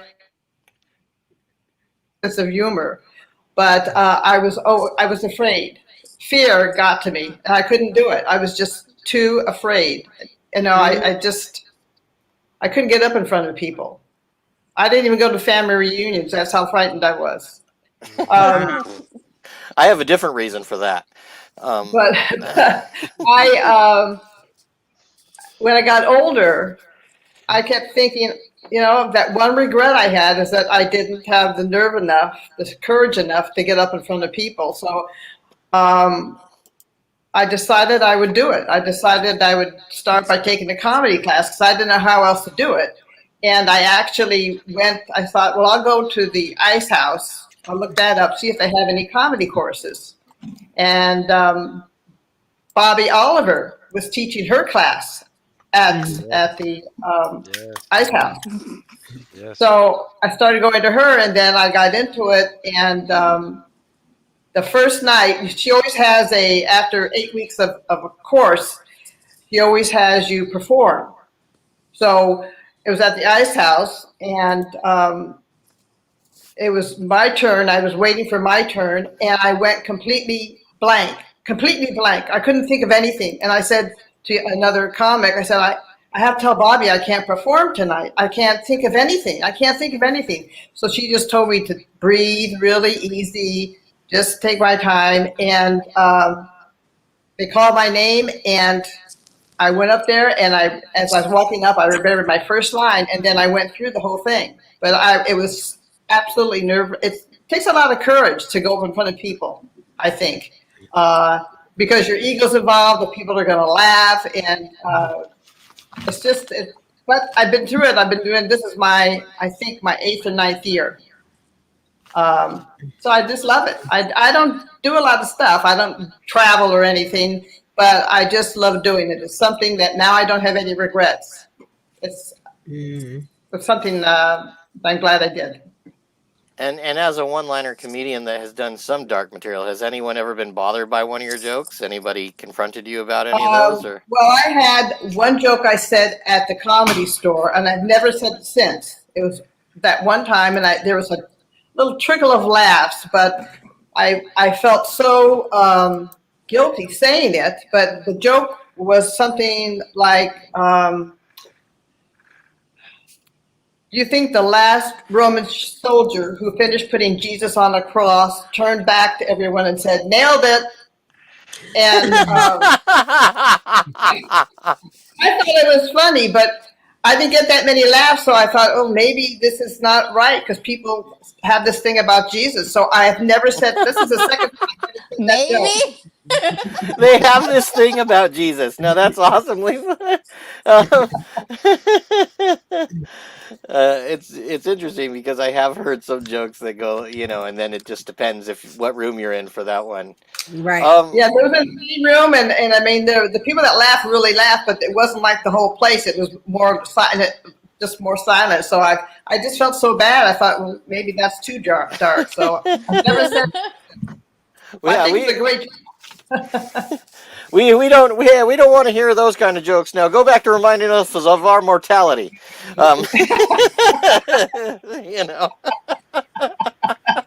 Which I love those jokes when you do those. They're so great. What comedians actually inspire you? Which ones do you? Well, you probably wouldn't remember them because you're too young. But I used to hear Sid Caesar and Imogen Coca and Martha Ray, and I started seeing all these older comics on TV when TV was still black and white, and that just made me feel like a comedian. But I always admired them, and they always made me laugh, and I couldn't wait when they were going to come on. But later on, when I started wishing I would have enough nerve to do comedy, then it was Phyllis Diller, it was Joan Rivers, it was Rodney Dangerfield, it was. I like Stephen Wright and I like Mitch Hedberg, but I never, they didn't inspire me to do anything. It was when I was younger that I got the inspiration. Yeah, Stephen Wright and Mitch Hedberg are actually the guys that inspire me to get into it and do some one-liners type of stuff. Oh, really? Although I have found that a lot of people are asking you, well, instead of doing that, can you talk about yourself? And I'm like, that one's harder for me to do. I don't know. Yeah. So how's your experience differed between being on stage more often, and then now we're in this COVID-19 environment where almost everything is Zoom? How does that changing things for you? Oh, I'd much rather, and I think everybody who does comedy, meaning you people there, also would prefer doing it in front of an audience. You love to have that. There's an energy in the room. There's just a kind of a feedback with laughter. So you kind of can tell what jokes are working, what isn't working. And you could actually have a joke that kills in a room one night, and then the next night, nobody laughs. So, but there's that energy that I just love being on stage. I would love to be in a really dark kind of cellar, like where you have to walk downstairs. That's my idea of a comedy room. Maybe less smoke. You know what? I'm getting used to Zoom because I think we're gonna, from what everybody says, it goes back and forward from late summer or until even 2022 that we're gonna have to be probably wearing masks and stuff. And so who knows how long this is gonna last? So you either perform on Zoom or you don't perform. Basically, I mean, there are places that you can perform, but it's Zoom right now. But it's not. I enjoy it, but it's not the same as being in a room with people drinking and Well, I mean, you know what? I was actually having this conversation. So I would produce shows before the pandemic at various locations throughout Southern California. And actually all the proceeds would go to veteran organizations. There is the American Legion, and they've actually asked me to do an outside show. But now it comes with the burden of, what if somebody gets sick? And I don't want to hold that guilt if somebody happens to get sick. It's not worth it. As much as I love comedy, the fear of getting someone sick, I wouldn't be able to live with myself. So it's like, I love this. I really want to perform. I really want to see people perform. But then there's always this, like if somebody gets sick, it's not something small. The possibility is you could end up in the ICU. We're already broke comedians. Imagine hospital bills on top of it. Like, it's not going to work. Well, Stacey, the way that you handle that is when it happens, you look confidently at everybody and you say, "Not it." Oh my Lord! And then you're absolved from all that. Oh, I did perform at the Federal. They were open on Lancashire in North Hollywood and NoHo. They started to open back up with less people, 6 feet apart and stuff. And I really liked it, but they're closed again. So I guess that didn't work out for them. The Comedy Store had opened up their patio area. They got shut down by the city. I think numbers were going up, so they ended up closing live entertainment again. I know there are still locations that are having live shows or drive-in shows, but I guess as the numbers spike, that's when you start getting shut down. Again, it goes back to, as a comedian, is it worth possibly getting sick just for the thrill of performing live with an audience? I don't know how drive-thrus are yet. I haven't gone to a show yet, but can the comedians even hear your laughter? I have to say, this is a challenging time. They have that little like kind of like clicker thing. It's like those little plastic hands, and you go like that and you move it. Well, and some places have taken to honking. Yeah. Some have actually allowed honking. And then some have but honking. That would be so distracting. As a comedian on stage, I hear honking. I'm like, what does that mean? Does that mean I'm horrible? Does that mean it's funny? Yeah. Like, we're adapting and embracing. Did you hear the punchline over the car horn? But you guys do know that in the rest of the country, they're handling it very different. Like I just looked up, Susan, this will be my question. In other parts of the country, they're handling it different. There is a rise in cases, yes. But I just I've talked on here about my favorite comedian, Ali Sadiq. he has a full list of dates, and I'm not talking about 3 or 4 dates. I'm talking about 7 or 8 dates. He's going to Tacoma, Washington, to Nashville, to like So a did lot of DL dates. Hughley, and he got sick. Say that again. In reality, so did DL Hughley, and he got sick. Okay, I can't hear you. Ali hasn't been sick. All I'm saying is, no, I'm using him as an example. He was touring during COVID, and he got sick. Okay. You're breaking up. I still can't. I know DL got sick, but all I'm saying is everybody is not getting sick that tours, and everybody is doing their thing. But DL Hughley did get sick. Like I'm not. I don't know. I don't know what I would do faced with the choice. But I was just saying to Susan, it's a risk. It's a risk. I think in California we're framing the conversation based on what's happening here. I'm just saying that in other parts of the country they're doing something very, very different than what we're doing here. Like, so I'm just saying, I think, Susan, would you travel? Like you were saying that you haven't necessarily been a road comic, but would you travel if given the opportunity at this time? Like, to somewhere where they're taking the precautions? If I knew that everything was, I'd have to really know that they were doing everything properly, and I'd have to know in that particular area if it spiked or it hasn't spiked, it's going down. I know that Hanoi is doing live shows. So if you want to go to Vietnam, there's your way to go. I wouldn't mind going. I wouldn't, not to Hanoi, but I would do a live show if everything was like a plexiglass in front of me. I would do that. It was on the stage and puts me away from the other people. Right. Yeah. Jimmy and Shin everybody with a mask. Jimmy Shin is doing shows in Los Feliz, and he's they're doing it in this kind of lovely park thing where I think they can only sell either 25 or exactly 50 tickets. Very precise. So everybody is the 6 feet. Yeah. Everybody's wearing a mask. Like I have a show. I'm doing my first outdoor show on November 14th, and I went and visited one of their shows. And I'm still I'm pretty leaning toward doing it because there were, I had to get my temperature had to be taken when I came in to see the show that I went to. I wore a mask. I will say this in transparency, I wasn't as impressed by how well the audience wore their mask. But that said, I kept mine on.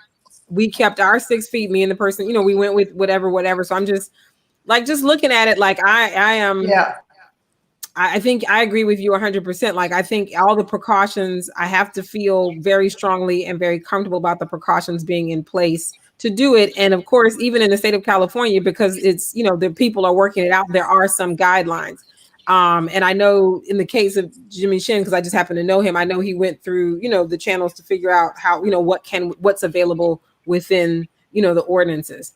So I think it's out there for us. I mean, it's obviously not just walking up in the Comedy Store or the Improv or any of the Laugh Factories or any of the things that we really, really want. But I think there's a way to confidently move in the direction that we all want to go, which is the stages. It's just going to look different.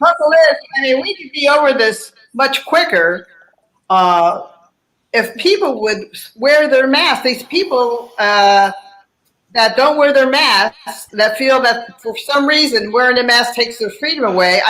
I really, I don't get it. If more people would wear the mask, keep the distance, do what the government says, do what they're supposed to say, what the CDC says, we would have less problems and more places. They're the ones that are stopping places from opening because they're the ones that are making everybody, because they won't follow rules. Right. You like my George Lopez mask? Chingona. I don't have my mask with me. Here, let me just do this. Oh, there you go. There you go, Dan. Yeah, that'll work. All right, there we go. That's his beard mask. I am disappointed the way with certain things that California is doing in reference to outside entertainment. But as long as we avoid outside stuff, we should be fine. Yeah. Well, I mean, there's things they can do, but they just have to be really careful, follow the protocols, follow the rules, be considerate of other people, make it about health and safety and not money. I know they got to make money, but I mean, they're just going to have to put that a little bit to the side. if they allow 25, maybe do 15 or 20. So there's 5 less people that could, possibly. I think outside is safer. Yeah, I mean, the indoor stuff is the one. So when I went to Virginia, there's indoor dining still allowed. You can still eat inside. Wow. And I said this before in previous episodes. I know more people who have had COVID in Virginia than here. Right. So restrictions are tighter, but honestly, I know a lot less people here who have had COVID compared to Virginia. My family almost died. I've already had this conversation. Like I've already told you guys. But there are other people that I know that have had it directly. I am sad to say that a friend of mine whose father got COVID here in California just passed away last week. Wow. It's a sad reality, but I think if we stick outside, we should be fine. Well, Susan, tell the people where we can see you coming up. Any coming up shows? Any places we could see you on a regular basis?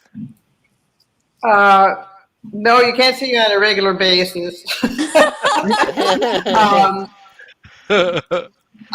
do open mics though. I do Dat Pants open mic. I do Bobby Oliver's at Dow Comedy. Locked in the Room. So I try and do 2 or 3 open mics during the week. And the only show that I know that I'm doing is going to be November 22nd. That's going to be at Flappers on the Hot Medusa comedy show. But that's the only one I'm going to be doing. And that's thrown by Suwan Weaver. Yeah, right? Suwan. Mary. Is it Mary Becky? Suwan and Mary? Yeah. Oh yeah. Yeah. Very nice. Awesome. Yeah. All right. Well, Susan, I'm wondering if you want to hang out with us a little bit longer to talk about commercials that have been in the past. Oh, I love. All right. Okay. Not me yet. Let me add this. I'm gonna replace you with here. I'll put you, since you're the guest, I'll put you in the middle. Yes, that way we keep you warm. We'll keep you warm. Looks like I'm bottom. Uh-oh. All right, so we have favorite iconic TV commercials of the 70s, 80s, 90s, and 2000s. Ooh. Mikey likes it. Yes. Yeah. I really like these commercials after they got rid of the blindfold. When it was less of a mystery. I think it's cool too that this commercial ran for 14 years. Now, I mean, I think one of the things that, people will see in this presentation that's not the shelf life of commercials anymore, But this was a powerful one. I grew up on this one. But it's funny that it was on TV, before and oh my gosh, another one. This was, I think, just one of my favorites, like period. There was another, this one makes me think of the other one that I didn't think of, but this one was so good because there was another one, You Are My Sunshine. Susan, do you remember that one? I think Oscar Mayer had a You Are My Sunshine, My Only Sunshine, You Make Me Happy. When skies are gray, like, yes. But the one I really love is where that kid is having he's eating a Big Mac, or not a Big Mac, but a Jack in the Box or something, and they tell him to talk about it. He goes, I can't because my mouth is full. He talks with his mouth full. That is hysterical. A lot of good stuff. You gotta. We'll have to try to find it or something. I don't know. This one was. I have a confession session about this one. I think this one was very cool to me. Mikey obviously had dark hair, but like this one, I always thought, is the kid like? I mean, I don't think the kid is Mexican, but I just remember thinking when I was a kid, right? But he wasn't like that. He was potentially a child of, some kind of color, like, just because he wasn't, just complete. Like, obviously, wait, that's not Fred Savage. I was about to say that. It really was. So anyway, I mean, I know that's not necessarily the case, but again, when Irina was on, we were having a great conversation about representations and looking for yourself in everything. So there was always this hope that maybe this kid, I mean, because I would think, well, gosh, his hair is awfully curly, like just, and all that. But this was a good one. I just love, this one was a good one too. And we were talking about, you couldn't make me eat bologna now, but it was funny. I think the Oscar Mayer Wiener song was a form of brainwashing that was there just to get people ready for when we had to harvest humans for meat.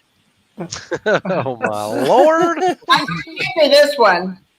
Oh yes, where's the beef? Where's Okay, the beef? I felt like I didn't know any of the commercials you guys have just previously mentioned, but thanks to VH1's That's the 80s show or That's So 80s, I know this commercial. Okay, now I don't feel so like out of it. Right. When now, how long, Stefan, how long did this one run? Like I only see the 1984. Is there like that's when it ran. I wasn't able to find a say it again?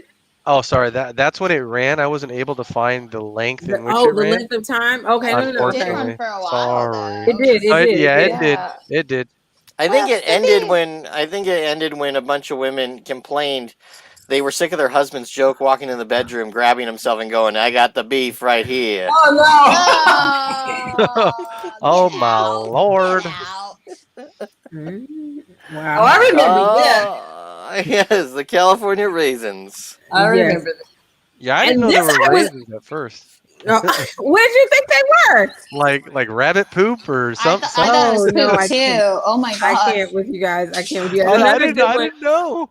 Hey, I still somewhere have the California Raisins Christmas special on tape somewhere. Oh my god. This was a phenomenon, like from a commercial standpoint of view, and of course, again, growing up in a house where Motown ruled, that it was, Marvin Gaye's song, that it was, or Marvin Gaye's, whatever, like he made the song the most famous. People, you'd have to love music to know that Gladys Knight and the Pips also did it. Susan, you may know that. I don't know. They sang Marvin Gaye songs? Yeah. Well, no, the whole, like the Grapevine, because modeled after that.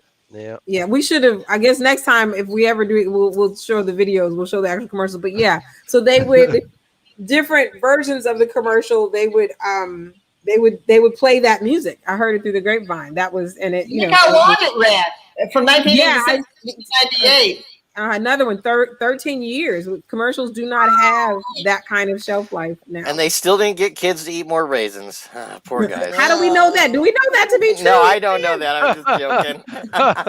This is the closest thing I have to raisins, okay? Wine. That's it. I'm not going past anything else. Oh, Bud. Come on, someone finish it. Bud. Why? Who's next? What did the girl I was watching that one again. And because I hadn't watched it in so long.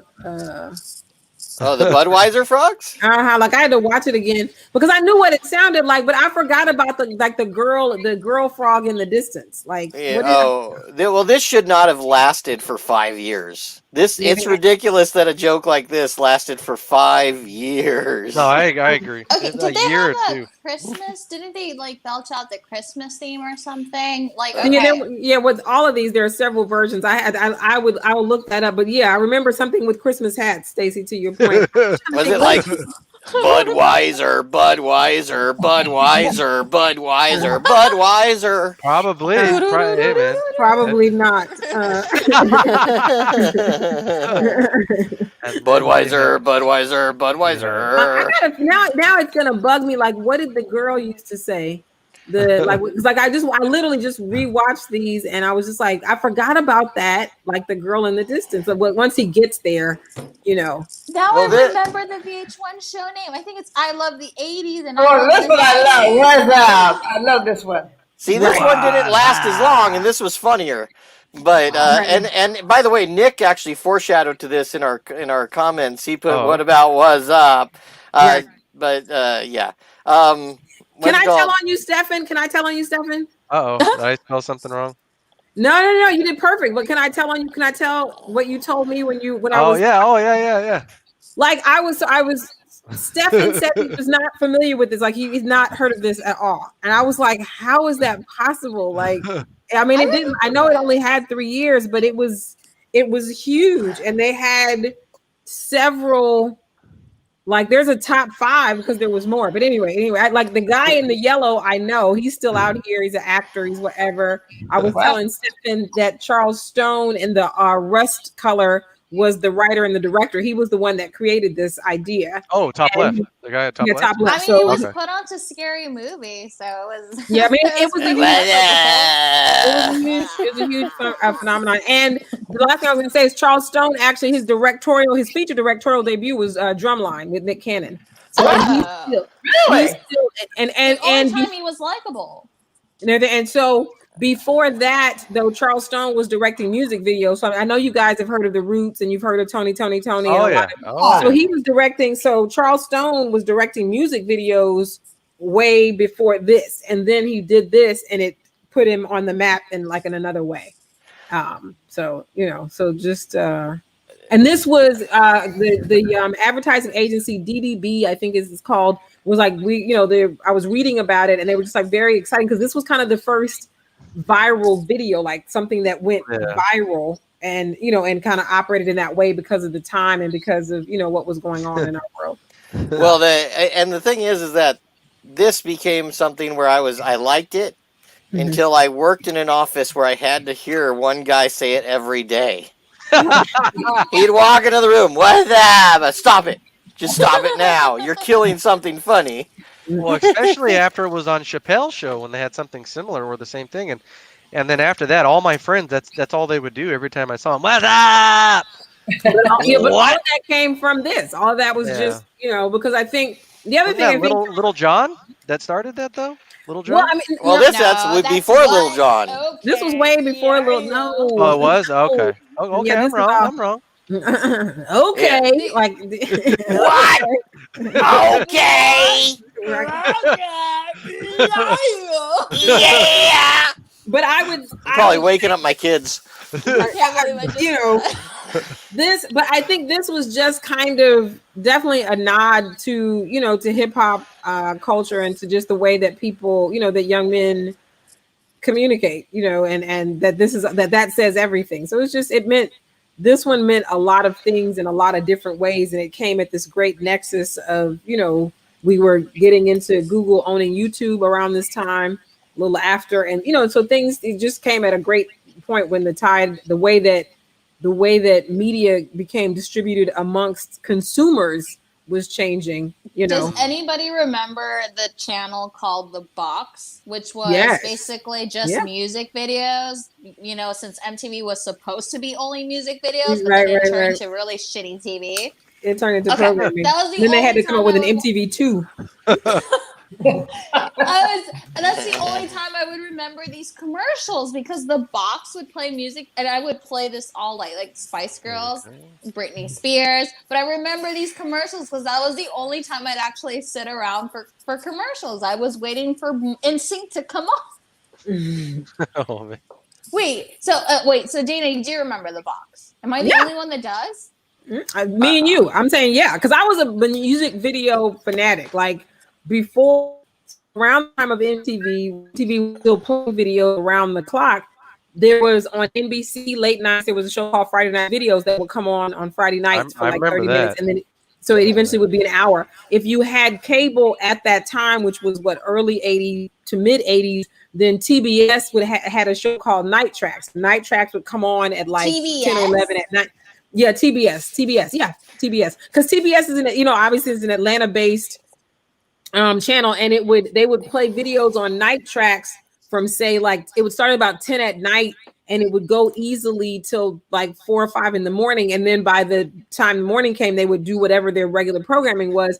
But for a generation of us who were digging MTV because they were playing videos, we would just surf between TBS, Night Tracks, Friday Night Videos on Friday night, MTV, just to watch music videos and just MTV Jam.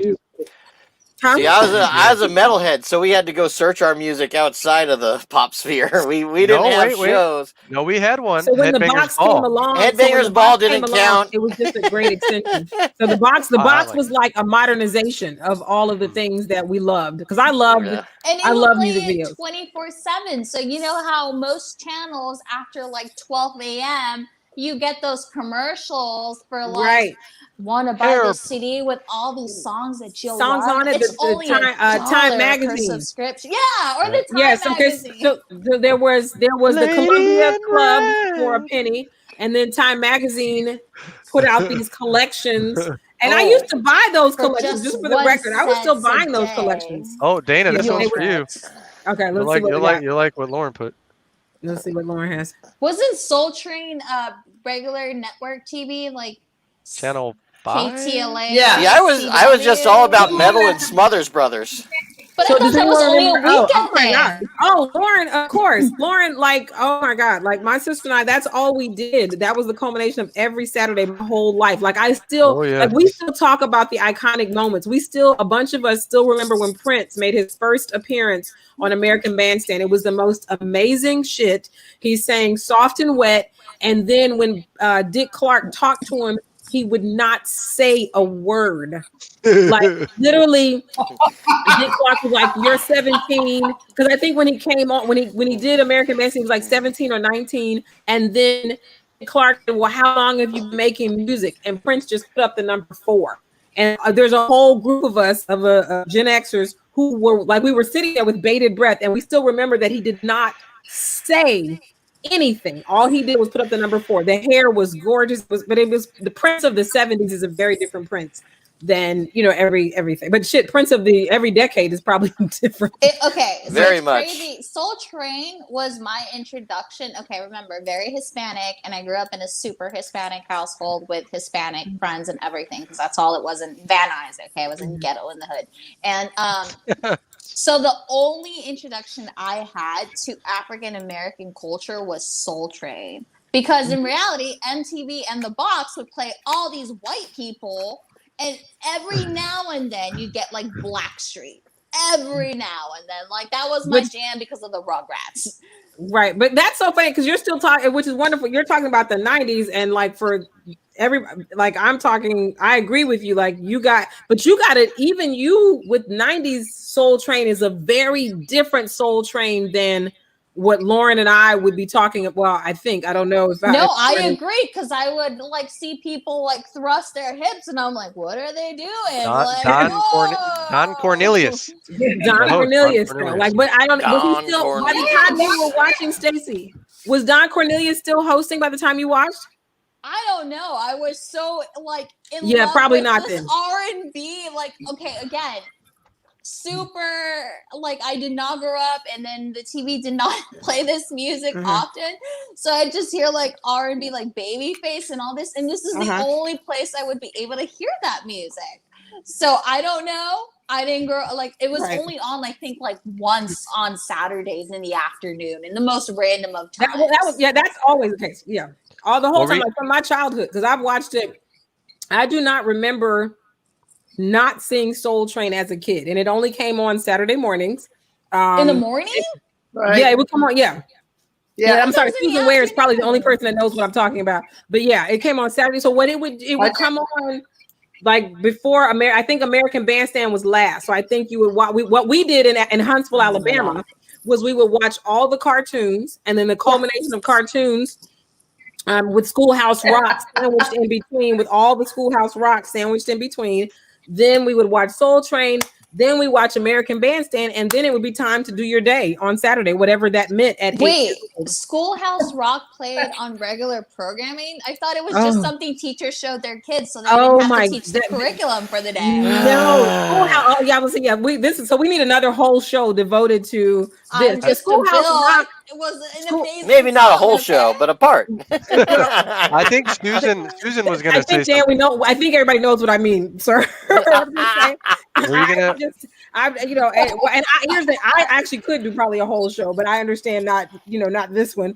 But no, like Schoolhouse Rock, Stacey was like the commercials, but not commercials. So there were still commercials, but they would come on between programming on Saturday mornings. So all of that, when it came out on DVD, which I'm sure is now on Blu-ray, and now you could just go to YouTube and look at them.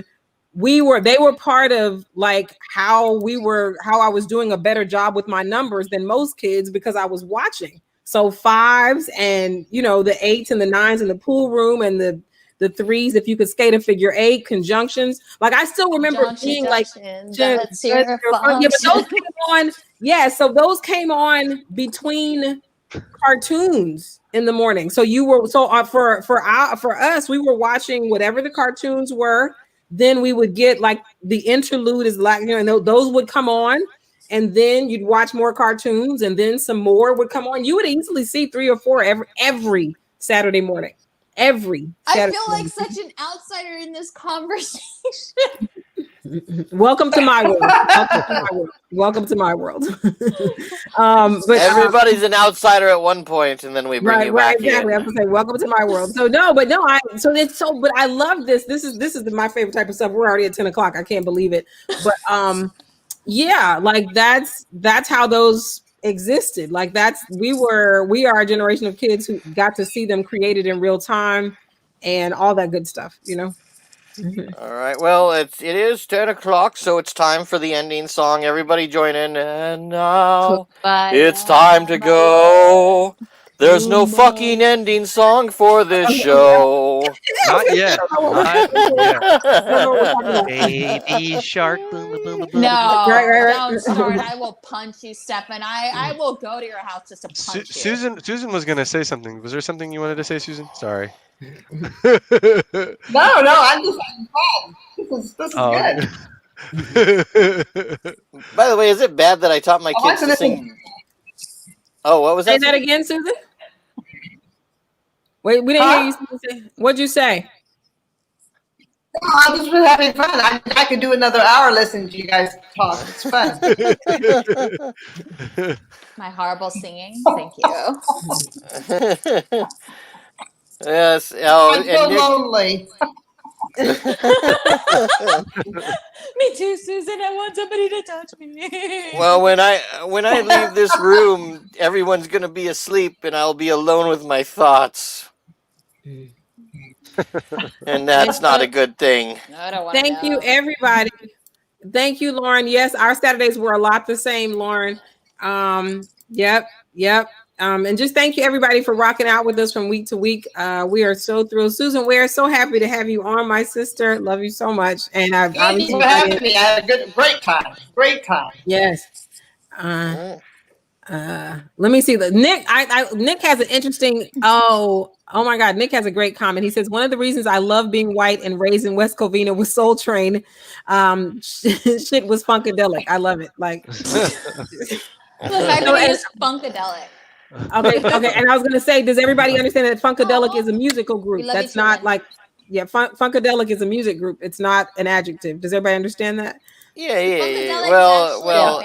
I knew before you say anything, Dan. I knew Stacy didn't, so that's why. No, it could be an adjective. A lot of things can be an adjective. They could, but my point is, in that reference, I'm just trying to make sure that everybody knows that the word is, from a group. Thank you, everyone, for watching. We will see you next week at 8 p.m. on YouTube, Twitch, Periscope, and Facebook. Thank you. Bye. Pick a name for my